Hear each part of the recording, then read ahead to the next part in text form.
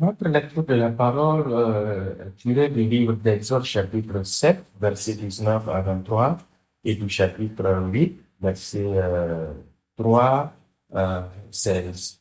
Exode chapitre 7, 19 à 23. Le Seigneur dit à Moïse, dis à Aaron de prendre son bâton et d'étendre la main sur les eaux d'Égypte, sur leurs rivières, sur leurs ruisseaux, sur leurs étangs et sur tous leurs réservoirs d'eau, pour qu'elles deviennent du sang.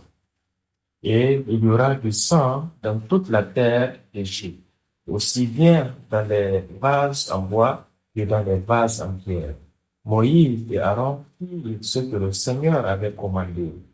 Il leva son bâton et frappa l'eau du Nil sous les yeux du Pharaon et de ses serviteurs. Toute l'eau du Nil se changea en sang. Les poissons du Nil moururent et le fleuve devint infect, de sorte que les Égyptiens ne pouvaient plus boire de l'eau du Nil. Il y eut du sang dans toute l'Égypte. Mais les magiciens d'Égypte firent de même avec leurs enchantements. Le cœur de Pharaon s'endurcit et il ne l'exécuta pas comme l'avait dit le Seigneur. Alors Pharaon retourna dans son palais indifférent à cette situation.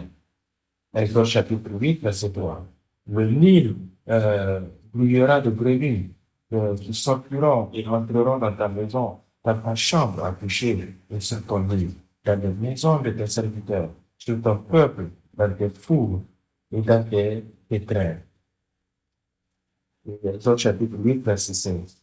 Le Seigneur dit à Moïse, dis à Aaron d'étendre son bâton et de frapper la poussière de la terre pour qu'elle se transforme en poux dans toute la terre d'Égypte. C'est la parole du Seigneur. Amen. Alléluia. Quelle bénédiction de pouvoir adorer Dieu en ce jour béni du Seigneur. Et en l'adorant en esprit et en vérité, je crois que nous pourrons recevoir des bénédictions incroyables que Dieu a préparées pour nous et pour nos familles. Aujourd'hui, nous allons continuer l'étude sur les plaies d'Égypte. La semaine dernière, nous avons étudié les raisons pour lesquelles Dieu a accompli ces miracles et ces signes, aussi connus sous le nom de 10 plaies. Ces signes n'étaient pas seulement pour juger l'Égypte, mais elles étaient aussi des actes de Dieu qui portaient un message et un enseignement. Et par ces actes, Dieu non seulement jugeait l'Égypte qui opprimait son peuple, mais il jugeait aussi le faux Dieu que les Égyptiens et même certains Israélites suivaient et croyaient.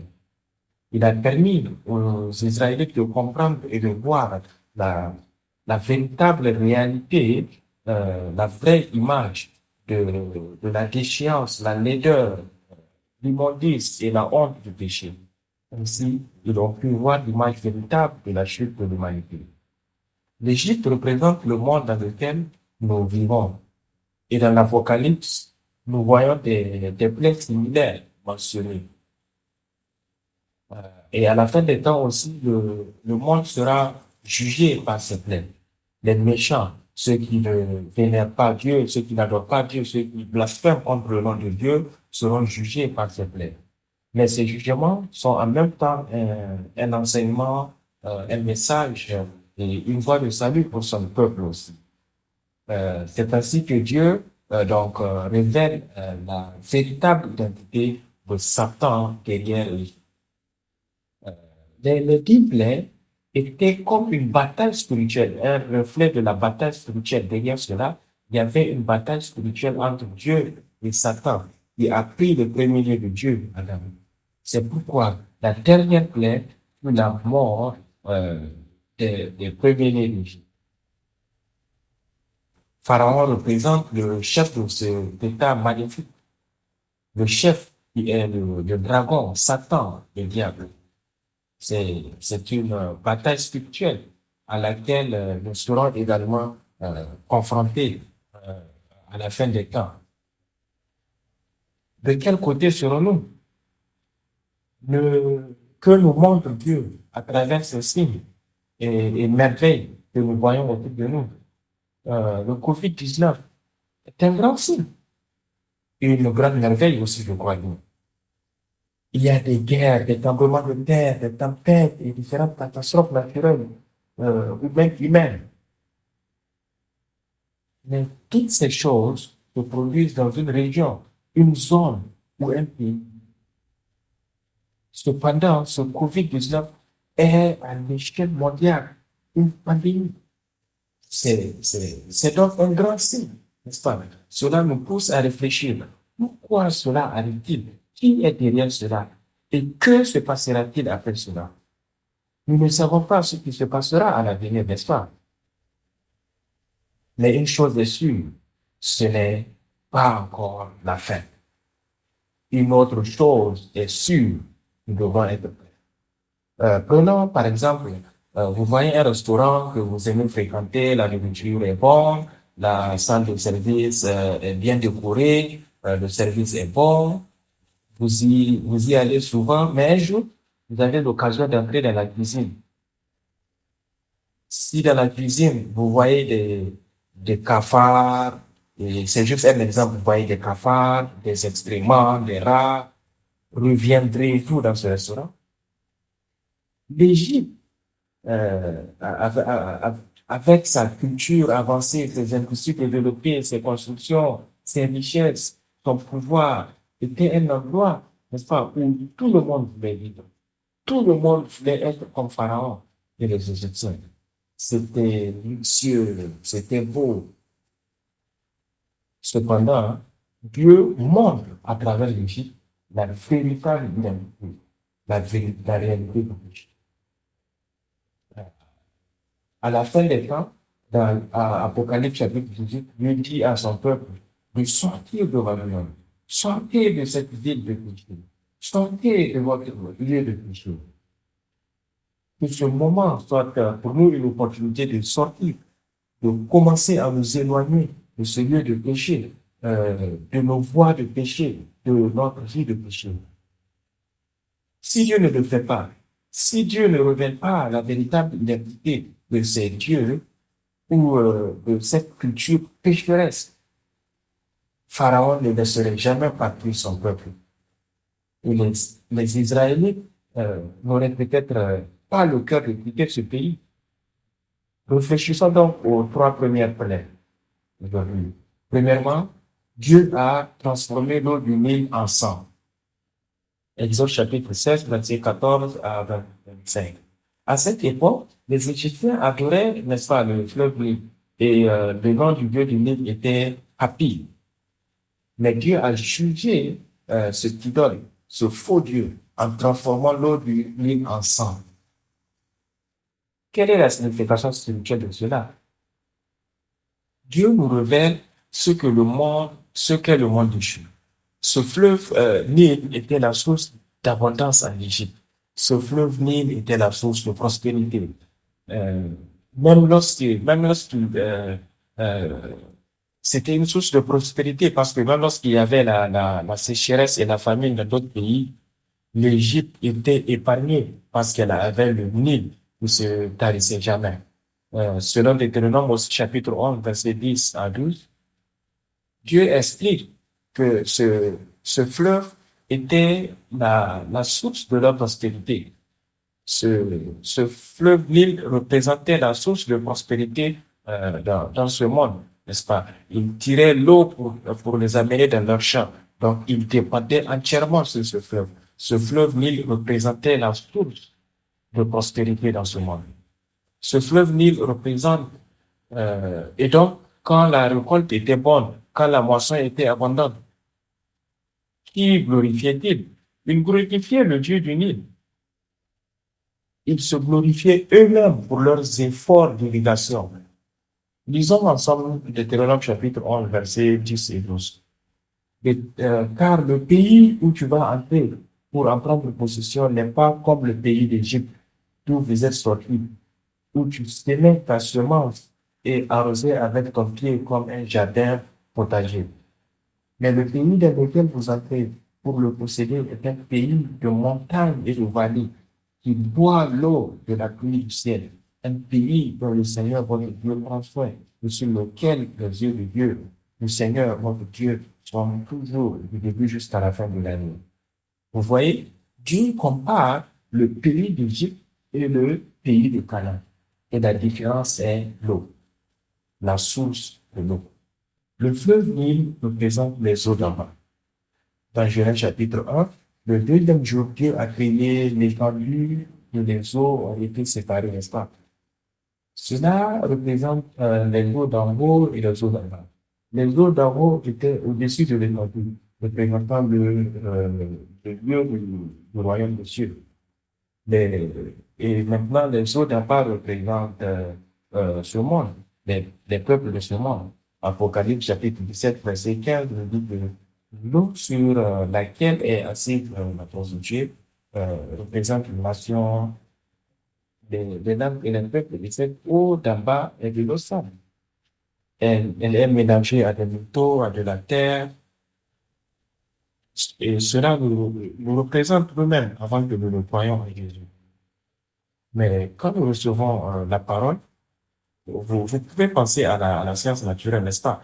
Cette eau d'en bas, lorsqu'elle reçoit la lumière du soleil, le soleil, selon Psaume 84, verset 11, n'est-ce pas? Le Seigneur est notre soleil et notre lumière. Et ce soleil est la parole de Dieu, comme Jean chapitre 1 nous le dit. Et cette parole était la vie et la vie de l'être des humains. Jésus dit, je suis la lumière de ce monde. Jean chapitre 8. Donc, lorsque nous recevons cette lumière qui est Jésus-Christ et la parole de Dieu, cette eau commence à se transformer, n'est-ce pas? De la même manière que lorsque nous recevons cette eau, nos cœurs commencent à se chauffer. Et lorsque cela se passe, le cas de cette eau change.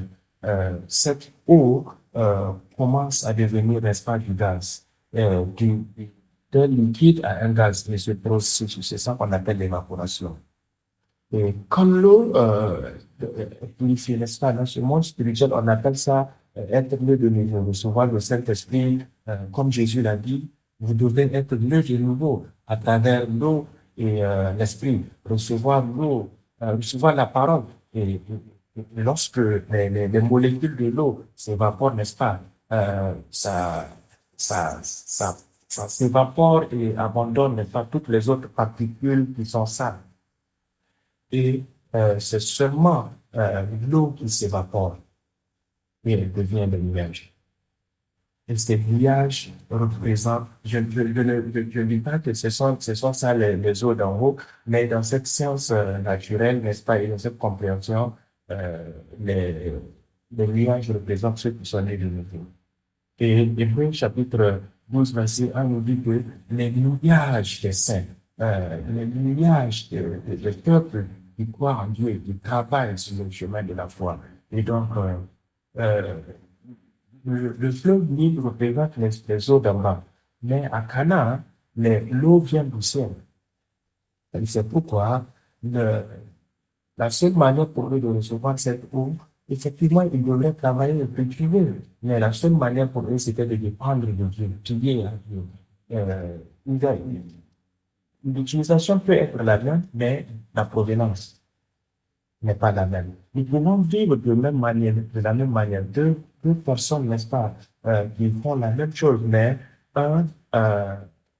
deux personnes travaillent, mais l'un est pris, l'un n'est pas pris. Qui est la source de notre bénédiction? Et aussi, il y a cette rivière qui coule, n'est-ce pas, à l'intérieur de nous, de l'histoire de l'être humain. Lorsque vous prenez une carte, les rivières sont comme des veines, n'est-ce pas, comme des nerfs de la terre. De la même manière, à l'intérieur de nous, il y a aussi un fleuve qui coule de notre histoire. Et c'est cela qu'on appelle l'histoire, de la lignée du sang.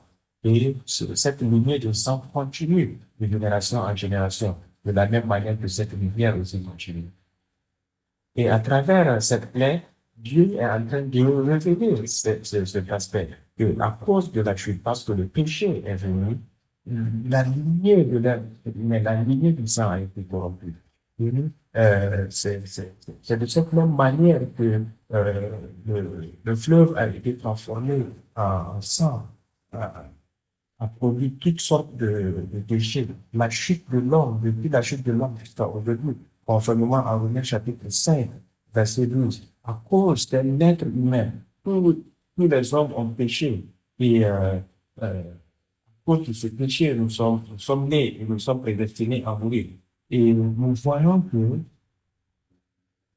euh, même les enfants qui ont été nés sont nés, n'est-ce pas, méchants, ainsi de suite, comme Caïn, comme Ismaël, comme Christo, les Malachites, les Cananéens, les Égyptiens, l'Égypte était aussi un descendant de Ham. Donc, cette lignée déchue de sang est le métal de péché. Et la généalogie que nous voyons dans la Bible, c'est la pure généalogie de l'alliance que Dieu est en train de préserver afin que cette lignée, afin que cette rivière ne soit pas corrompue par, par l'autre rivière corrompue ou d'autres rivières de sang.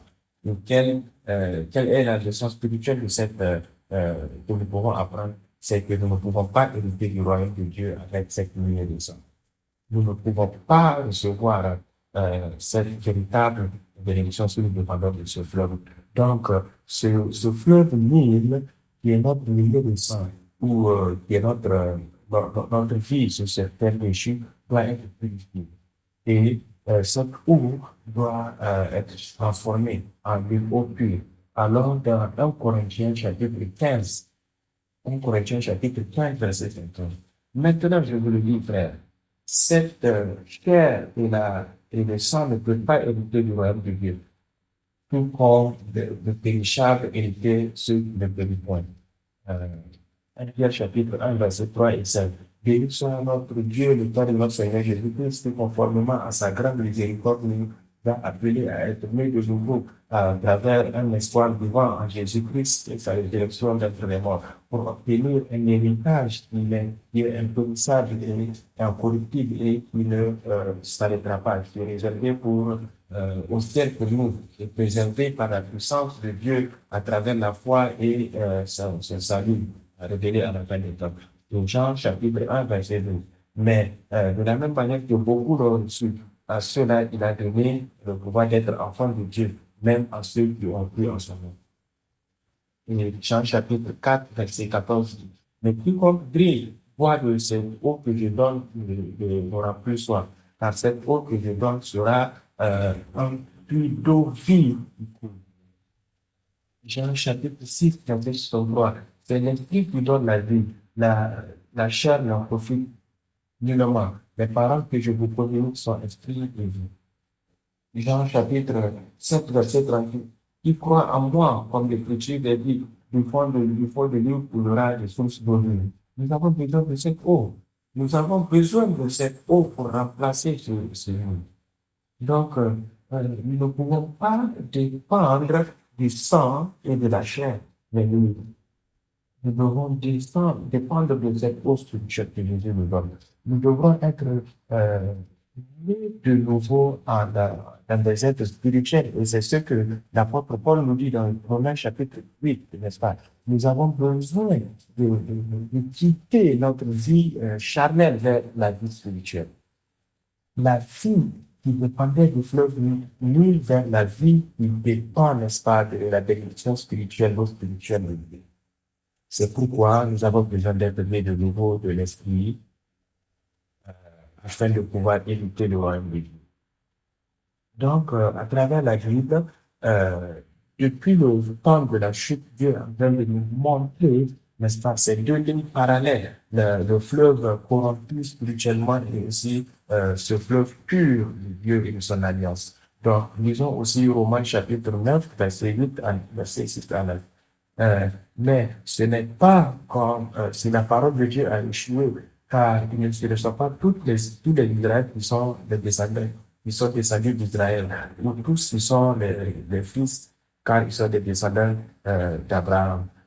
Ce n'est pas les enfants de la chair qui sont les enfants de Dieu, mais ce sont les enfants de la promesse qui sont considérés comme descendants, car c'est cela la parole de la promesse. En ce moment, je viendrai et Sarah aura un enfant, un fils. Dieu est en train de faire la distinction pour nous, quelle est la lignée correcte. Et je prie que nous puissions être dans cette lignée véritable en année de nouveau à travers Jésus. Deuxièmement, la deuxième plaie, c'est les grenouilles. Exode chapitre 8, verset 1 à 15. Pour les Égyptiens et leur culture, les grenouilles représentaient la fertilité. Et le nom du dieu grenouille qu'ils adoraient était Ek. Et même aujourd'hui, à travers l'archéologie, ils ont trouvé beaucoup, n'est-ce pas, de designs de grenouilles sur des tombes, sur des murs, etc. Mais les grenouilles représentent, n'est-ce pas, cet esprit impur qui est sorti de cette eau impure du Nil et de la bouche aussi de dragon et que nous voyons en Apocalypse. Ils sont l'esprit du démon. Dans Lévitique chapitre 11 verset 10, nous voyons, n'est-ce pas, les animaux impurs. Mais il nous dit que tous ceux qui se trouvent dans la mer et dans les rivières qui n'ont pas, n'est-ce pas, des pâtes, n'est-ce pas, de toutes les créatures qui sont dans la mer doivent être détestables. Et disons Apocalypse chapitre 16, Apocalypse chapitre 16, verset 13. Et je vis sortir de la bouche du dragon, de la bête et de la bouche du faux prophète, trois esprits impurs. Et je vis sortir de la bouche du dragon, de la bouche de la bête, de la bouche du faux prophète, trois esprits impurs, semblables à des grenouilles. Ce sont des esprits de démons qui font des signes et qui vont vers les rois de ce monde pour se mettre avec les contre Dieu le plus puissant. Alors, au verset 16, et ils se rassemblaient ensemble à la place qui, en hébreu, on appelle Armageddon. C'est là aussi que le jugement de Dieu et la guerre va se prendre. Et ce mauvais esprit qui ressemble à des grenouilles va se retrouver à cet endroit aussi. Donc, ces trois esprits, n'est-ce pas, impurs, qui sont-ils? Ils sortent de la bouche du dragon. Jean chapitre 8, verset 44. Jésus dit aux pharisiens, aux chefs religieux, vous et vos pères, vous êtes vous êtes le diable et vous voulez faire les désirs de votre père. Il était un meurtrier depuis le début et ne pouvait se tenir dans la vérité parce qu'il n'y a pas de vérité en lui. À chaque fois qu'il parlait un mensonge, il parlait de sa propre nature car il est un mensonge et le père de tous les menteurs. Jésus est en train de révéler l'identité de ces pharisiens et des chefs religieux. De l'extérieur, ils avaient une parole saine, n'est-ce pas, des chefs religieux. Mais Jésus a révélé ce qu'il y avait à l'intérieur et de la même manière que Dieu est en train de révéler ce qui se passe derrière les yeux. Apocalypse chapitre 12, verset 3 à 9, nous voyons un dragon, n'est-ce pas, qui essaie d'avaler et de tuer le fils qui sera né, n'est-ce pas, de cette femme qui a un enfant. Et au verset 7, nous voyons qu'il y avait une guerre dans le ciel. Michael et ses anges luttaient contre le dragon. Le dragon et ses anges faisaient la guerre, mais ils n'étaient pas forts, ils n'étaient pas suffisamment forts et il n'y avait plus de place pour eux dans le ciel. Et le grand dragon a été jeté. Le serpent qu'on appelle le diable, Satan, qui a déçu le monde entier, qui est descendu et qui a été propulsé sur la terre avec ses anges. Apocalypse chapitre 13, verset 4. Et ils adoraient le dragon parce qu'il avait donné l'autorité à la bête. Ils adoraient la bête en disant, qui est semblable à la bête et qui peut combattre contre elle. Donc, cet esprit sortait du dragon qui est comme la tête, n'est-ce pas, de cette trinité maléfique. Et de la bouche de cette bête en Apocalypse chapitre 13, verset 1 à 10, nous avons parlé de ça précédemment. Nous avons parlé des deux bêtes, l'une qui sort de la mer et l'autre qui sort de la terre, n'est-ce pas? Et celle qui sort de la mer est comme cette première bête. C'est cette première bête-là de la bouche de qui, n'est-ce pas, les mauvais esprits comme euh, les grenouilles sortent, et aussi hors de la bouche des faux prophètes. Donc, c'est comme ces mauvaises bêtes qui sortent de la terre, n'est-ce pas? Donc, ce sont ces chefs religieux qui mauvais, qui parlent comme les prophètes, mais ce sont des faux prophètes qui amènent les gens à adorer le serpent et le dragon. Et dans Exode chapitre 8, Exode chapitre 8, verset 3, que ces grenouilles, n'est-ce pas, étaient sur le lit et dans la chambre. Et nous dirons dans les grenouilles sur le pays d'Israël, n'est-ce pas, vont remplir la maison. Qu'est-ce que cela veut dire? Avoir des crapauds sur dans ta chambre à coucher et suspendu. Souvenez-vous, ces crapauds représentent les esprits impurs. Qu'est-ce qui se passe si les esprits impurs affectent notre vie? Ézéchiel chapitre 23, 17 à 18. Euh, les Babyloniens sont venus à elle sur le lit de l'amour et l'ont souillé avec leur adultère. Et lorsqu'elle a été souillée par eux, elle est devenue comme eux. Elle a découvert sa nudité. Euh, et je l'ai aussi haï. Jacques chapitre 4, verset 4. Vous, adultères, ne savez-vous pas qu'amitié avec le monde est hostilité envers Dieu? C'est pour cela, quiconque veut être ami du monde devient ennemi de Dieu. Hébreux chapitre 13, verset 4. Euh, que le mariage soit honoré de tous et le lit conjugal exempt de souillure, car Dieu jugera les impudiques et les adultères.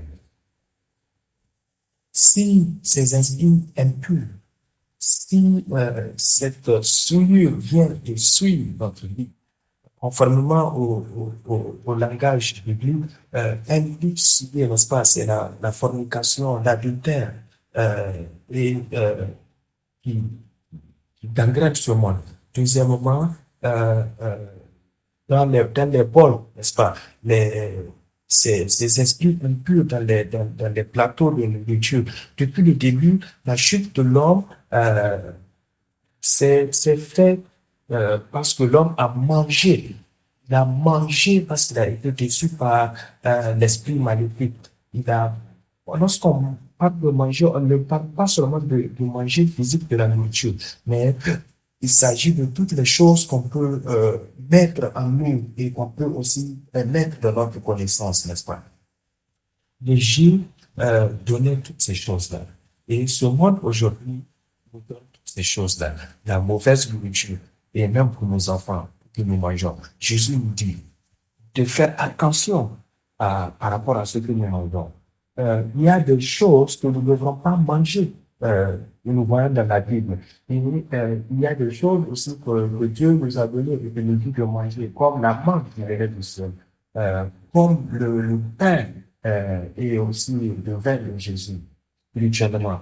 Ce fruit, n'est-ce pas, de l'arbre de la connaissance du bien et du mal, nous ne devrons pas manger. Mais les fruits de l'arbre de vie, nous devons en manger. Je prie que toi et moi, puissions nous protéger de ces mauvais esprits comme les grenouilles.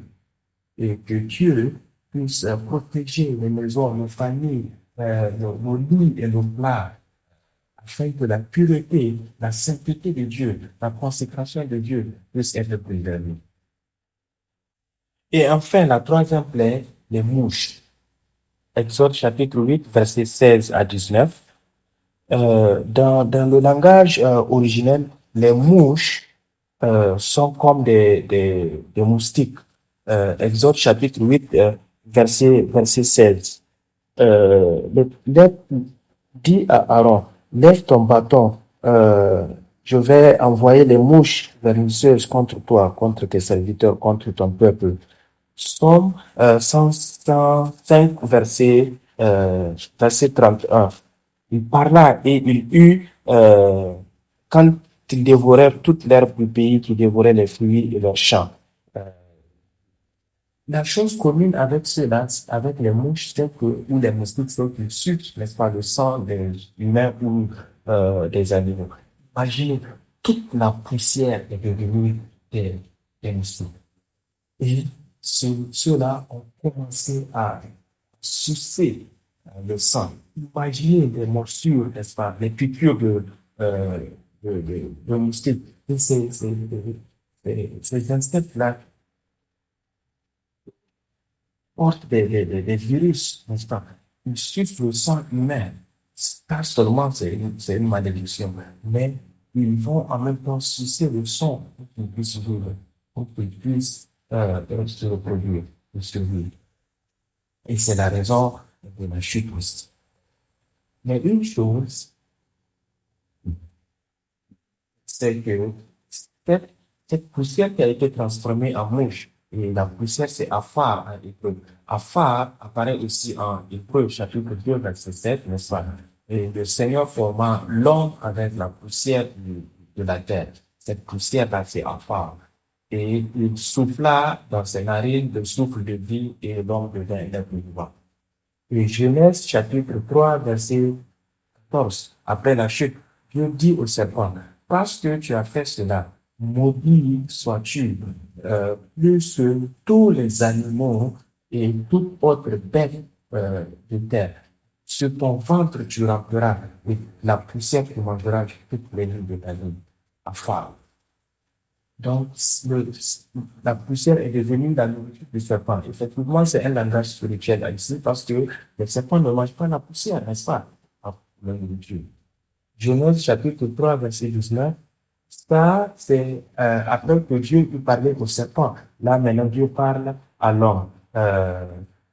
À la sueur de ton front, tu mangeras ton pain jusqu'à ce que tu reviennes poussière, parce que poussière, tu as été pris et poussière, tu retourneras.